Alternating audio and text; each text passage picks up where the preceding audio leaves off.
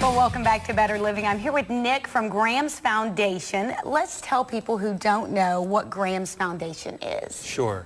Graham's Foundation was created in memory of my son Graham, whom we lost to prematurity in January 2007. Graham and his twin sister Reese were born about 3.5 months prematurely on Thanksgiving Day 2006 while we were actually living in Southern California at the time. Our purpose is to help families that are going through the journey of prematurity just like we did back in 2006. Because Reese is now 8 years old. 8 years old, and she's a first grader at Westside Montessori. Good. Well, I know I talked to someone from your foundation. I was telling them I have some experience, not myself, my kids weren't premature, but I had a friend who's had 2 different experiences with the NICU. And one son was in there for, I think, about 3 months ended up. So they spent a lot of time there. And she, like you, has now formed a group to give back to, because it's really challenging to be able to leave the hospital yourself and not take your child with you. It is. We were there for 119 days, so about 4 months. And it's a surreal experience. It's one of those things, like a lot of experiences, I think, unless you've gone through it yourself, you can't imagine what it's like.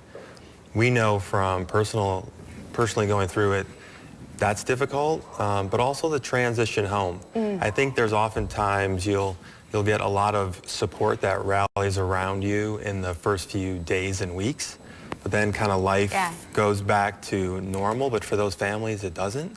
For us, the first couple of years were pretty intense. It's actually one of the big reasons why we ended up moving back to Northwest Ohio to get the support from our family to help us. Because you think about it, if you come home with a child who was a full gestational age when they were born, you come home and you're still nervous as new parents, and you're worried about all those things that new parents are worried about, sleeping through the night, and are they crying, are they eating enough? But probably 95% of the time when a child comes home from the NICU having been a preemie, there are a lot of extra concerns, and you have extra monitors and a lot of different things that people don't deal with. Yeah, I'd say probably my wife probably got a good night's sleep maybe in the last year or 2. I was just going to say last week. Yeah, you are they breathing? You know, that's a because they have all these monitors, and a lot of times they're false positives, but you know, you're on edge. What families realize is that when their baby is in the NICU, as difficult as that is, you have 24-hour safety net. You've got doctors and nurses. If you have a question, if there's an issue, everything you could possibly need is right there. Then all of a sudden you go home and the responsibility is yours. And you still have those same concerns. There's still those same medical concerns, only now you're in charge of it. That's right. And it's overwhelming. It's really, you know, with medical technology is doing incredible things these days, and they're saving babies like Reese that couldn't have been saved. But the system isn't quite set up for this new population. We're grateful, but we also recognize that there is a need to be able to better support these families. Well, let's talk about what you guys are doing to support them. You have an event coming up, Tinis. I almost said Tinis. That's not it. It's Tinis, as in Martinis. Tinis for Preemies. Tell us about that. Sure. It's our annual fundraiser. It's March 6th at the Carinor.